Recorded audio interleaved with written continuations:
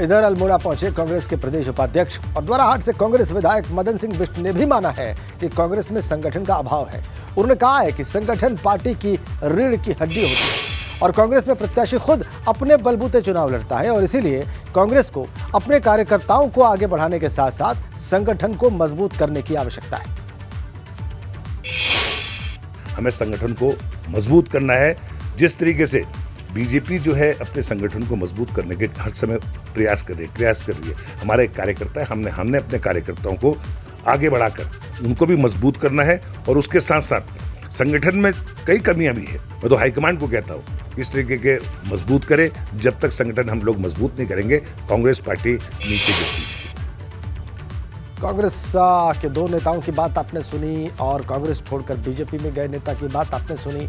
रवि केंतुरा इस वक्त हमारे सहयोगी देहरादून से हमारे साथ जुड़े हुए हैं। रवि, हार के बाद राजनीतिक दलों में ऐसी बातें देखने में आती हैं कि हार का ठीकरा जो है वो एक दूसरे पर फोड़ा जाता है और ये बताने की कोशिश की जाती है कि इस हार के लिए ज़्यादा बड़ा जिम्मेदार व्यक्ति कौन है, ज़्यादा बड़ा जिम्मेदार नेता कौन है। इस प्रकार का इतिहास भारत में रहा है, लेकिन कांग्रेस पार्टी के भीतर ये कुछ ज़्यादा दिख रहा है।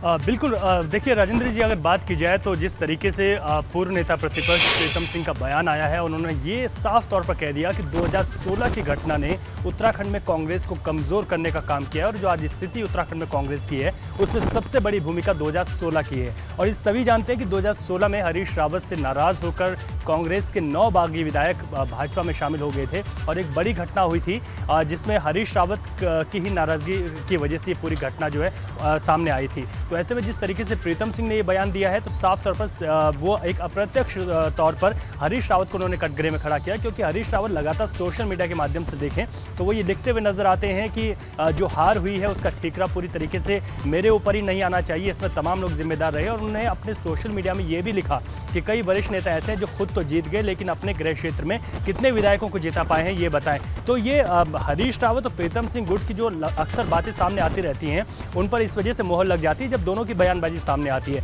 ऐसे में 2016 की घटना को अगर जिम्मेदार बताया जाए कांग्रेस की जो कमजोरी आज चल रही है तो उसके सीधे तौर पर हरीश रावत को अप्रत्यक्ष तौर पर प्रीतम सिंह जिम्मेदार बताते हुए दिखाई दे रहे हैं। ऐसे में द्वाराहाट विधायक मदन बिष्ट की बात करें तो वो कह रहे हैं कि संगठन कमजोर है और अगर यही स्थिति रही तो कांग्रेस और नीचे चली जाएगी। यानी कि अभी भी जो कांग्रेस के भीतर आरोप लग रहे हैं, जो संगठन में जो लोग बैठे हुए हैं, जो वो उन लोगों से भी कांग्रेस के तमाम विधायक जो है संतुष्ट नहीं है, चाहे महज कांग्रेस 19 सीटों पर ही सिमट गई हो।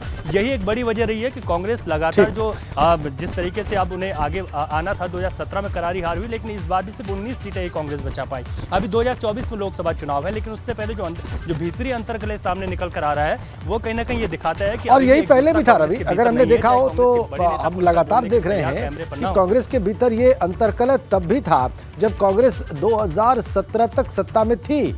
उस वक्त भी इस प्रकार के बयान सतह पे आ जाते थे और जब विपक्ष में गई तो ये बातें और बढ़ गईं। 2022 के विधानसभा चुनाव की हार ने मुझे लगता है कि इस दरार को और चौड़ा ही किया है, कहीं से कम नहीं दिखाई दे रही है। इससे पार पाना पड़ेगा पार्टी को और पार्टी हाईकमान को भी इस बारे में सोचना होगा अगर 2024 के लोकसभा चुनाव की तैयारियां उन्हें गंभीरता से करनी है तो। बहुत बहुत धन्यवाद आपका रवि केंतुरा इन तमाम जानकारियों के लिए।